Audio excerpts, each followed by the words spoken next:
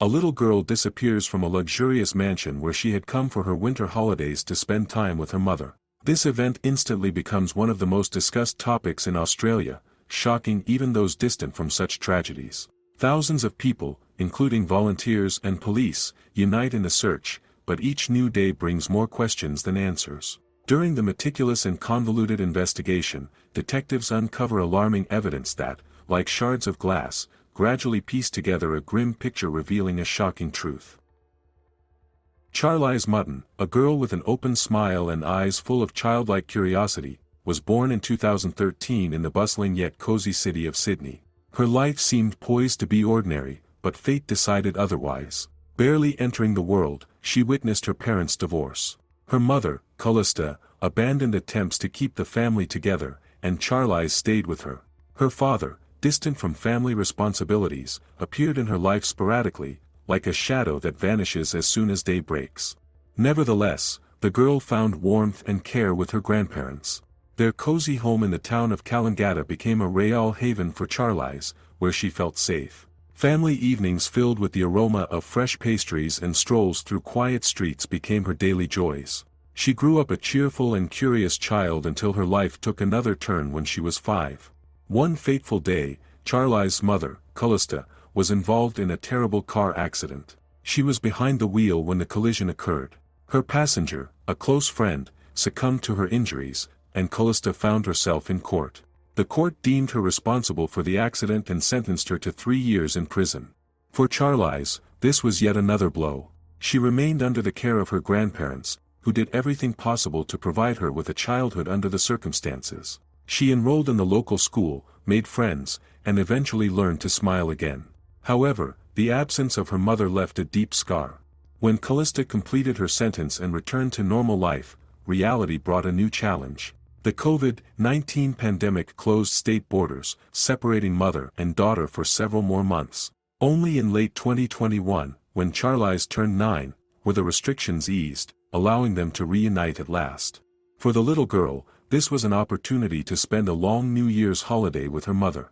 At that time, Calista was living with a man named Justin Stein. His family owned a huge mansion in the picturesque village of Mount Wilson. Surrounded by dense forests and blooming gardens, this house looked like a fairy tale place where Charlise's new chapter in life was meant to begin. However, instead of a magical story, this trip marked the beginning of a dark and horrifying tale. Charlise's grandmother, who was used to protecting her granddaughter, initially hesitated to let her go so far. She feared that the girl might feel out of place in the new environment, but eventually relented. It was important for Charlise to rebuild her relationship with her mother. Moreover, after the holidays, Calista and Justin planned to get married and move to the northern part of the state, where jobs awaited them. For Charlise, this could have been a challenging change. She didn't want to part with her friends and her school, so the long holidays seemed like a great opportunity to spend time with her mother without breaking away from her familiar life. At the end of December, she set off for Mount Wilson, hoping it would be her happiest holiday ever.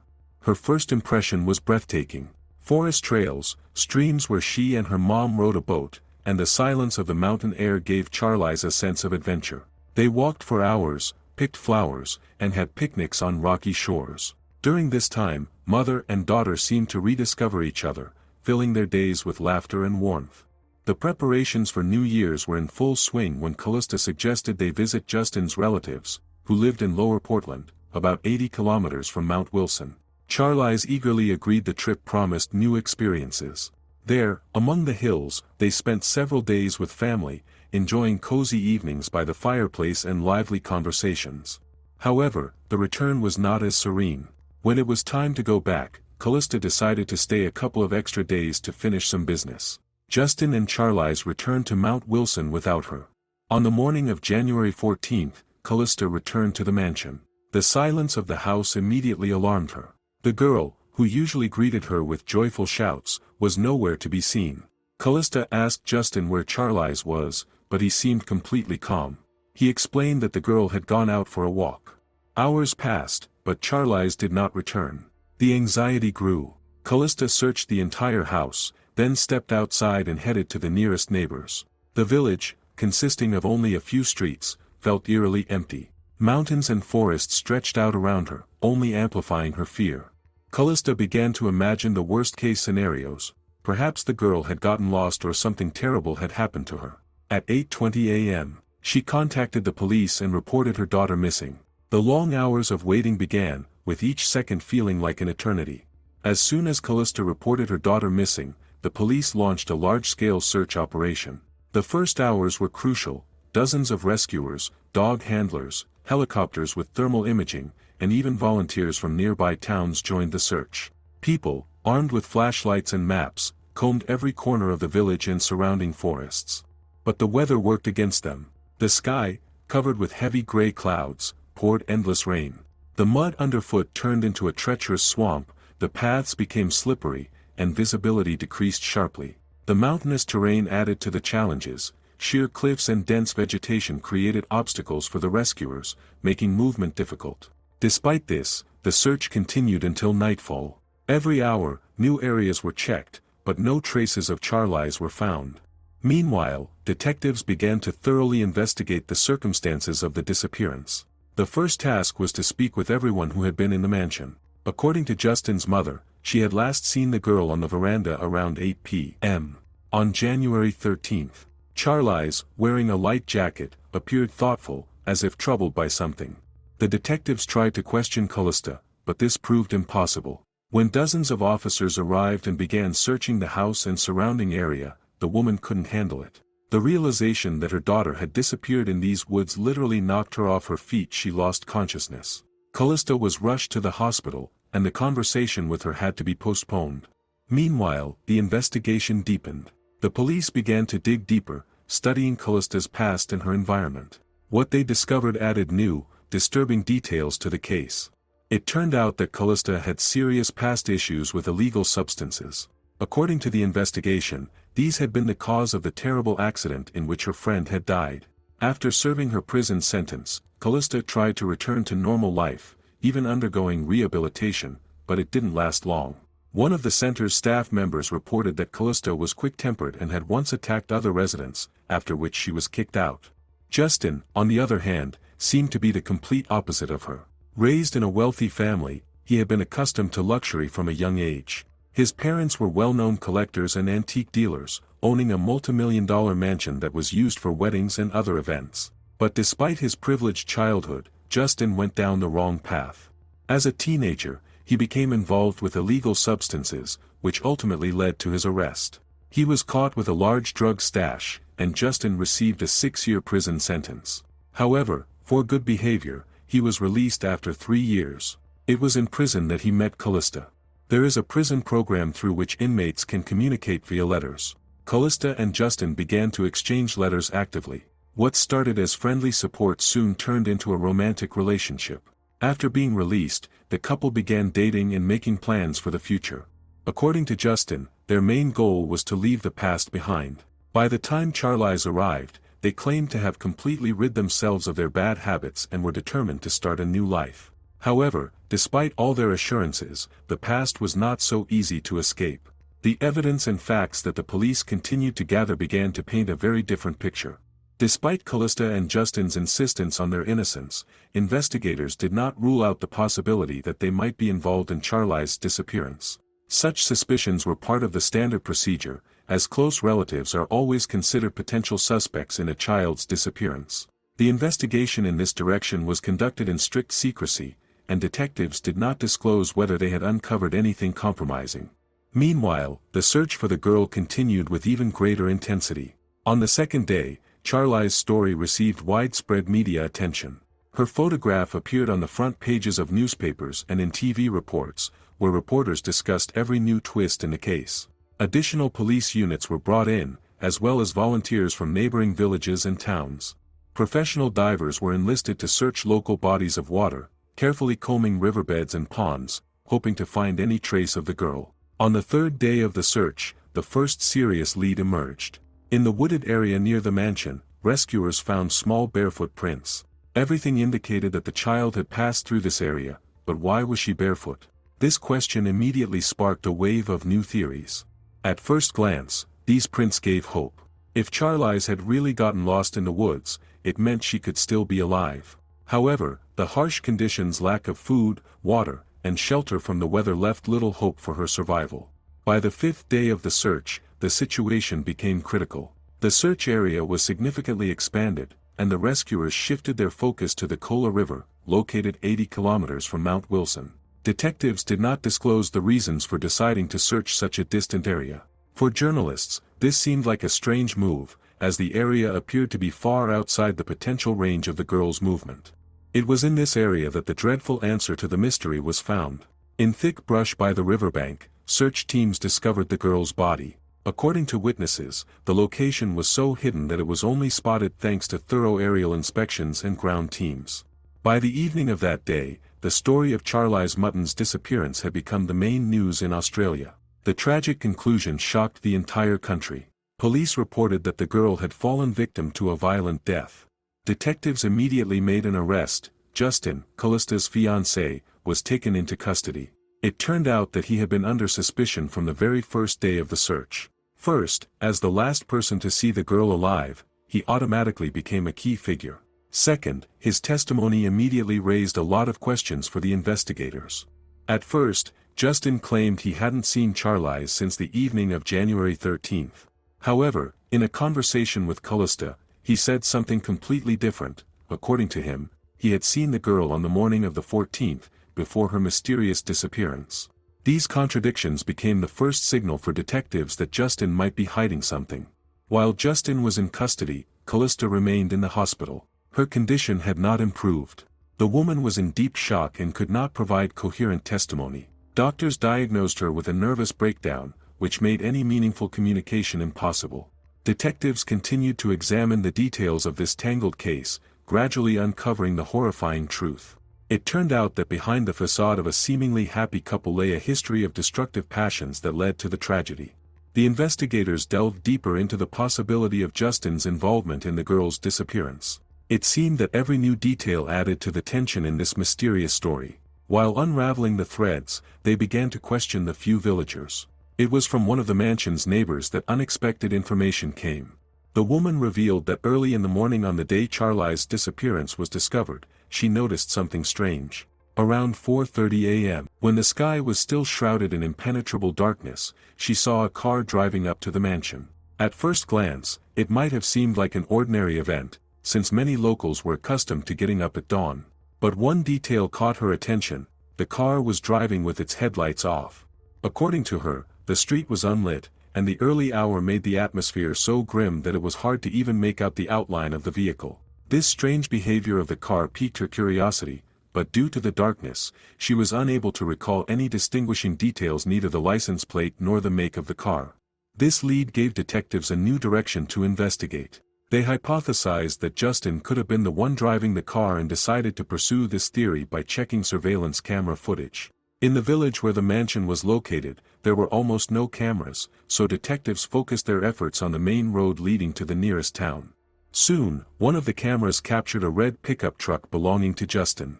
The trailer attached to the vehicle, with a boat, and the large barrel placed in the truck's bed, added a sinister tint to the entire situation. The investigation continued, and Justin's movements began to form a complex puzzle. Cameras across the area captured his movements on January 13th, the day before Callista returned home.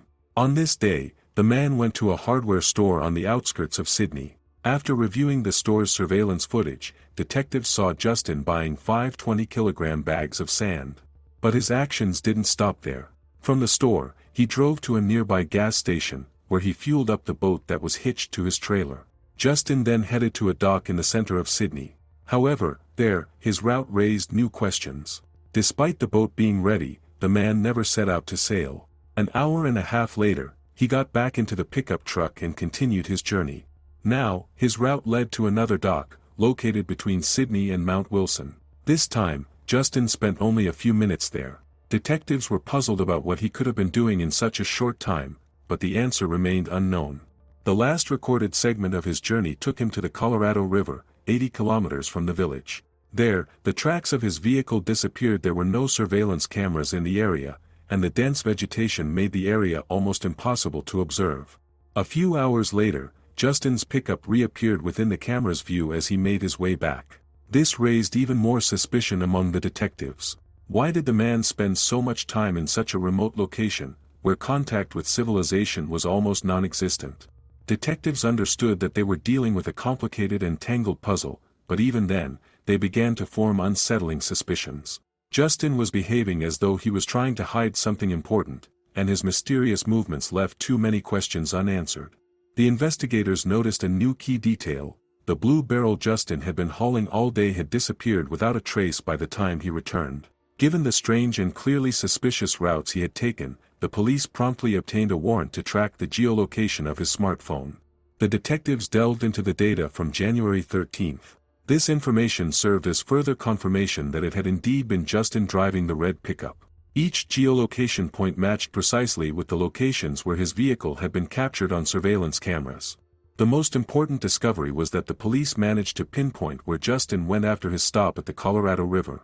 The geolocation indicated coordinates right by the riverbank.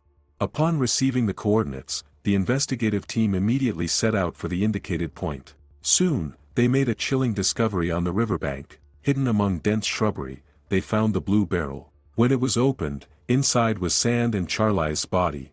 The scene shocked everyone present during the discovery. The horror of what had happened left no one indifferent. Several officers involved in the operation later filed for retirement. They needed psychological support to cope with what they had seen. The results of the forensic examination confirmed the worst. Charlise had died from a gunshot wound to the head. But the horrors didn't end there. It was soon revealed that, before her death, the girl had been subjected to violence. The coroner determined the time of death. It occurred between the late evening of January 11th and the early morning of January 12th. This meant the girl had died almost 2 days before she was officially declared missing. By putting all the data together, detectives reconstructed the suspected chronology of events. After Justin and Charlise returned to the mansion while Callista stayed in another city, the man, taking advantage of the absence of witnesses, committed the crime. It is likely that the girl tried to escape. This conclusion was based on the previously discovered footprints of a child's foot in the forest. Detectives hypothesized that Charlise, panicking and running away, might have covered some distance before Justin caught up with her. Armed with a rifle, he took her life and then began to plan how to hide the traces of the crime. His plan likely consisted of hiding the body in a barrel, filling it with sand, sailing to a remote part of the river in a boat, and sinking it where the police would never find any evidence. However, the implementation of the plan encountered unexpected difficulties. By analyzing Justin's movements, detectives concluded that he encountered a problem at the dock. There are two main theories as to why his plan failed. The first theory is that the boat simply wouldn't start. This seemed plausible, considering its age and poor condition. The second theory was that the sand in the barrel made it weigh 100 kilograms. Justin most likely realized that he couldn't carry the heavy, sand-filled barrel to the boat. Therefore, he went to the river, where, according to his plan, he could discreetly dispose of the evidence. Detectives speculated that, choosing a remote spot on the riverbank, the man decided to simply roll the barrel into the water. However, things did not go as he had planned. At the site where the barrel was found, police noticed that it had become stuck in the sand on the shore. Evidently, Justin had tried to roll it to the water but encountered resistance from the dense soil. When his efforts proved unsuccessful, he likely abandoned the attempt and hurriedly left the crime scene. This mistake proved fatal for Justin. The accumulated evidence was enough to charge him with the murder of Charlise. Investigators seized his car and boat for a detailed examination, the results of which are expected to be revealed during the trial. Meanwhile, Justin's mother, upon hearing about her son's arrest, came to his defense. She claimed that her son had a difficult life, hinting at his struggle with substance abuse. However, her attempts to justify Justin soon raised many questions. One of the strangest details was her own statement to the police. She claimed that she had seen Charlise alive on the evening of January 13th. However, the medical examination revealed that the girl had died more than 24 hours earlier. This discrepancy led investigators to question the woman's honesty. It was possible that she had knowingly covered up for her son. However, no direct evidence of her involvement in hiding the crime was found. As for Charlise's mother, Callista, her condition worsened sharply after Justin's arrest. The woman was placed in a psychiatric clinic for observation. Doctors discovered that she was in the second month of pregnancy. This fact came as a surprise both to Callista herself and to Justin. Meanwhile, the investigation uncovered another troubling episode from Callista's past. 6 months before the death of her daughter, she had participated in a robbery of an elderly man's house in Mount Wilson. According to the police, she had stolen 2 firearms. Despite the seriousness of the crime, the judge stated that Callista could avoid prison time due to her mental state and willingness to cooperate. This fact raised a new question: did Justin use one of the stolen rifles to murder Charlise? A firearm license in Australia is a rarity, and Justin did not have one. Although no confirmation of this has been found so far, it remains an important aspect to be considered during the trial. Justin began building his defense immediately after his arrest. He hired a lawyer and insisted on his innocence. The man claimed that he suffered from serious mental disorders that required constant medication. However, new evidence continued to work against him. A few months after the arrest, it was revealed that police had found materials involving minors on his devices. This discovery not only increased suspicions against him but also caused a public outcry. On May 19, 2023, a high-profile trial began in the local court of Penrith in connection with the case of Justin Stein. Despite the evidence presented by the police, Stein apparently intended to fight to the end. He officially pleaded not guilty, claiming that the incident was the result of misunderstandings and his inappropriate association with the crime. On June 19, 2024, after more than a year of legal proceedings, the jury delivered their verdict. After long discussions and analysis of the presented materials, Justin Stein was found guilty of murder, with the court considering his actions to be premeditated and cruel. The verdict sparked a wave of emotions both in the courtroom and in society. Charlise's relatives expressed mixed feelings. The bitterness of the loss could not be fully quelled, even by such a harsh decision. The judge noted in his statement that Stein's actions had not only caused irreparable harm but also demonstrated his indifference to human life. Special attention was given to how he attempted to cover up his crime, showing his cold-bloodedness and willingness to avoid responsibility.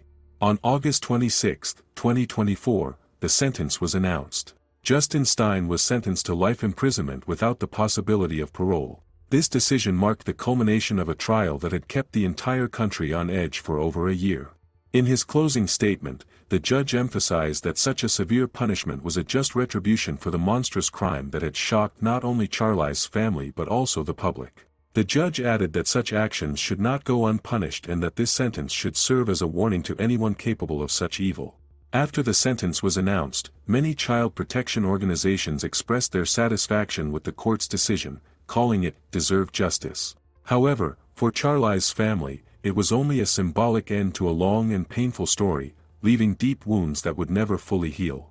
Justin Stein was sent to one of Australia's most secure prisons, where he will serve his life sentence. Thus, the case, which had troubled minds and hearts for several years, was finally officially closed. However, many still wonder how none of the close ones managed to prevent the tragedy that cost the life of a little girl. Thanks for watching. Goodbye.